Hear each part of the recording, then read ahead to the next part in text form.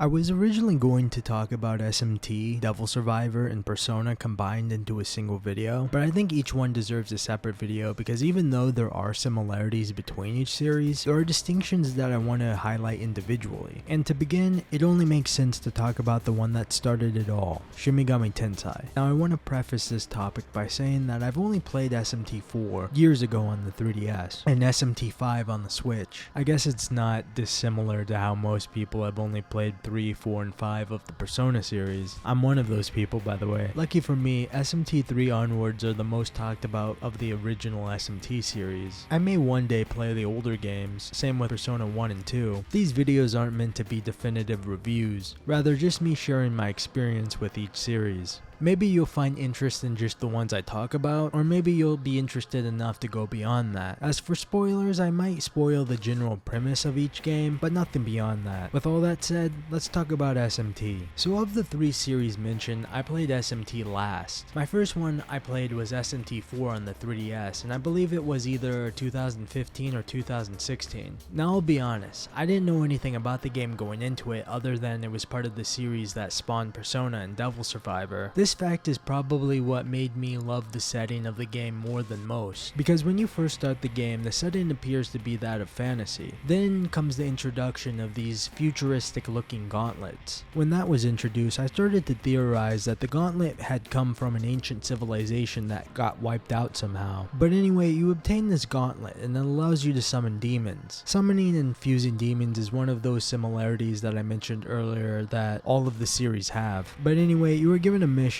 to explore a nearby dungeon that is filled with demons that threaten your land. Now this first dungeon is what separates games like SMT and Devil Survivor from games like Persona, because this first dungeon is hard from the get-go, and you are going to have to grind a little if you don't want to constantly die. But you're fighting through this dungeon with a party of other people who also have these gauntlets. You can't really control them, but instead you summon the demons you've obtained and control them instead. At the very end of this dungeon, you realize that the structure you have been fighting through is a giant tower that stretches into the sky. Now here is where my shock comes in, having not looked up anything about the game before playing it. Up above the clouds is the fantasy world from which you came, and down below is a post-apocalyptic Tokyo. It is where the demons originate, as well as the civilization that created the gauntlets that you use. You start to realize that the fantasy world that you come from is like heaven, where this post-apocalyptic world is like hell, and not just like heaven and hell, but everything is a result of literal heaven and hell crossing into the human realm. I always thought this was one of the coolest settings of any game I've played, and it was even cooler because I didn't look at gameplay or trailers beforehand. Fallout is one of my favorite gaming series of all time, so this game had my attention to the very end. And it's not just the setting that added to that Fallout-like vibe, but there are dialogue choices that determine which ending you get, and that's something I really like about SMT and Devil Survivor, because you are given choices that follow the theme of either order, chaos, or somewhere in between the two. Heaven and hell aren't so black and white in these universes, and they really make you think about how your choices will impact the ending.